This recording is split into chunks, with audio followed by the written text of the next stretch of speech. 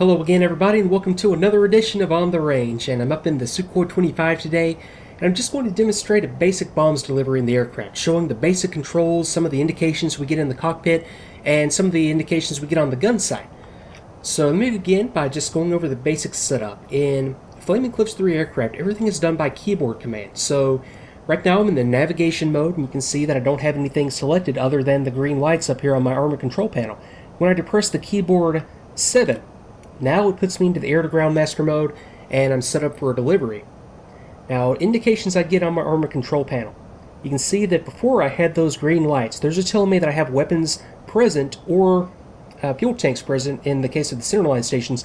Now I can tell that I have 4 stations selected. Those are the orange lights that you see illuminated. So those 4 stations are selected. Those 4 stations just happen to have RBK 500 cluster bombs that I'm going to be releasing. So if I wanted to cycle through different weapon stations, I could do that using the D key, but in this case I only have the one type of weapon loaded, so that's the only option that it gives me. And I also have BB displayed on my in-use indicator, telling me that I'm in the bombing mode, which is exactly what I want for this bombs delivery. Now, like I said, I have 4 total RBK 500 cluster bombs out there on my wing, so in this delivery, if I were to set up and make the pass right now, I would pickle off 1 bomb at a time in this setup. I'm going to do something a little bit different in this one. I'm going to pickle off 2 bombs per release.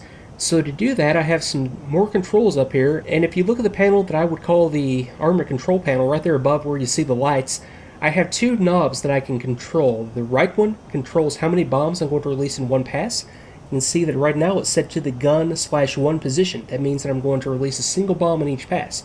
If I depress the left control space key, is going to cycle through the different options. So if I put it in single 2 bombs are going to come off. If I put it in all 4 bombs are going to come off. And if I put it into the all setting, obviously all of the weapons are going to come off on one pass. So I'm going to go with single 2 for this delivery, make 2 passes, 2 bombs each, and let's see what that does for us. I also have on the left side a dial for my release interval. If I depress the keyboard V key, you can see now that it's in the salvo position. If I depress V, it goes to the 10 millisecond, 20 millisecond, 30 millisecond, 40 millisecond, and a separate setting that is applicable for some dispenser type munitions that I'm not using on this one. I'll probably get to those at some point though. For our purposes here, I'm going to have these released at a 40 millisecond interval. So 2 bombs released, 1 bomb every 40 milliseconds.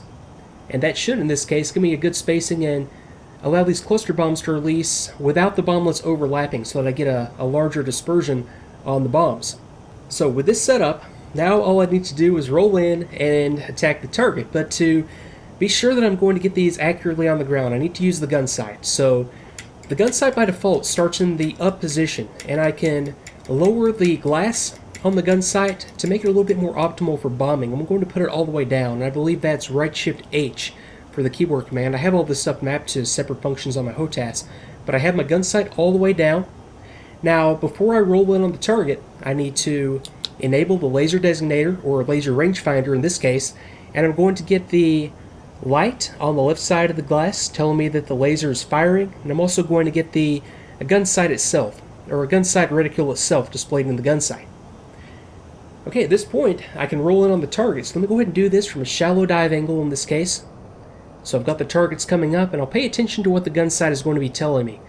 When I roll out on the target, I'm going to have my reticule displayed in the bottom of the glass. Now, it's not telling me exactly where the bombs are going to impact yet.